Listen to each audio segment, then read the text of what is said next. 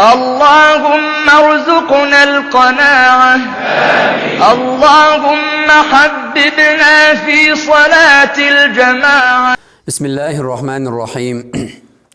عن سعيد بن زيد رضي الله عنه قال قال رسول الله صلى الله عليه وسلم إن من أربى الربا الاستطالة في عرض المسلم بغير حق. رواہ ابو داود.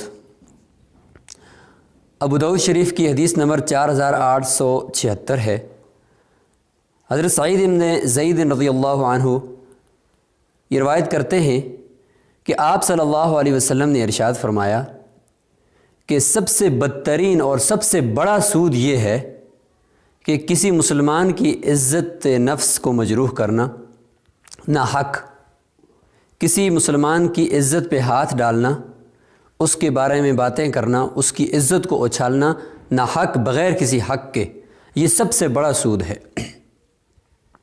تو چند دنوں سے ہمارا جو درس چل رہا ہے وہ اسی بات کے اوپر چل رہا ہے کہ کسی مسلمان کو تکلیف نہ دی جائے، کسی مسلمان کو عار نہ دلائی جائے، کسی مسلمان کے عیبوں کو نہ اچھالا جائے.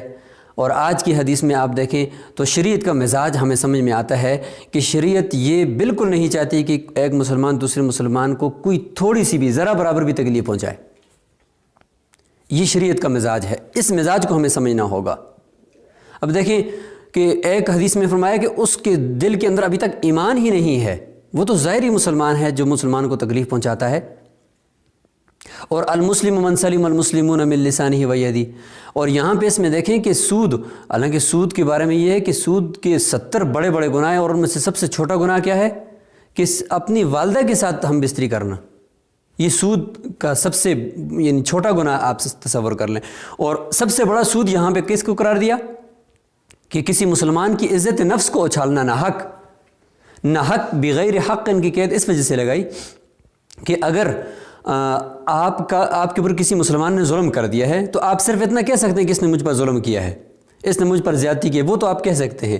لیکن اس کے علاوہ ناحق کی قید اس وجہ سے لگائی کہ اگر کسی نے آپ کو تکلیف نہیں پہنچائی تو پھر آپ تکلیف جو اس کو پہنچا رہے ہیں، پھر اس کو آپ اس کے عیبوں کے اوپر نظر رکھ رہے ہیں، پھر آپ اس کی جو ہے عزت نفس کو اچھال رہے ہیں. یہ سب سے بڑا سود ہے.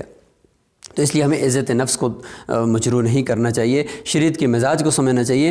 حتیٰ کہ چھوٹے بچوں کے ساتھ بھی ہمیں نرمی کے ساتھ بات کرنی چاہیے. آج وہ زمانہ نہیں رہا کہ ہم چھوٹے بچوں کو غصہ کریں گے تو وہ آگے سے ہمیں کوئی ریئیکشن نہیں کریں گے. اب چھوٹے بچوں کو غصہ کرو وہ بھی آگے سے تھپڑ لگاتا ہے، وہ بھی غصے کو برداشت نہیں کرتا ہے. تو اس لیے ہمیں اور لوگوں کو انزل الناس منازلہم ان کے مرتبے کے اندر رکھ کر بات کرنی چاہیے، اچھے الفاظ بولنے چاہیے، میٹھے الفاظ بولنے چاہیے، تاکہ ہماری شخصیت بھی ان کے ہاں ایک نکھر کر سامنے آئے اور ان کی عزت نفس کا بھی خیال رکھا جائے. السلام علیکم ورحمۃ اللہ وبرکاتہ.